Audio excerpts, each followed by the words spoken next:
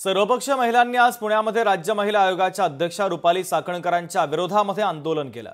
रुपाली चाकणकर यांनी तात्काळ राजीनामा द्यावा अशी मागणी सर्वपक्षीय आंदोलक महिलांनी केली।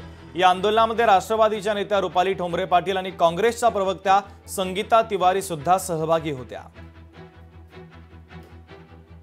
तर काँग्रेसच्या प्रवक्त्या संगीता तिवारी यांच्यासोबत संवाद साधलाय लोकशाही मराठीचे प्रतिनिधी अमोल धर्माधिकारी यांनी। ताई, काय तुमचं म्हणणं? आज तुम्ही त्यांचा फोटो सुद्धा प्रतिकात्मक जाळलेला आहे। इतका आक्रमकपणा महिलांनी आता चाकणकर यांच्या विरोधात घेतला। जाळ एवढ्यासाठी काढला की देवा भाऊ जागे व्हावेत, की महिलांना न्याय मिळत नाहीये। आम्हाला जागा मारण मला बघा, आम्हाला महिला आयोग नाही नकोय।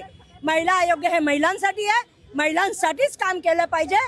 नट्टापट्टावाली बाई काढून टाका, तिला काही काम कळत नाही, तिची सगळी अक्कल गुडघ्यात आहे। तेव्हा आम्हाला चांगली महिला आयोग अध्यक्ष द्या, कोणीही द्या, पण चांगली द्या। ही जी महिलांना बदनाम करणारी, त्यांच्या चारित्र्यावर शिंतोडे उडवणारी, का नाही गेली बीडला? हो, का नाही गेली महिला आयोग बीडला चौकशी करायला आई बापांची? अशी तर हिच्यात संवेदनाशील आहे ती, त्याच्यामुळे तिचा राजीनामा घेणं गरजेचं आहे। त्याच्यासाठीच आम्ही ही तिला आग लावू। रुपाली चाकणकर यांचे फोटो सुद्धा जाळून निषेध व्यक्त केलेला आहे। अमोल धर्माधिकारी, लोकशाही मराठी, पुणे।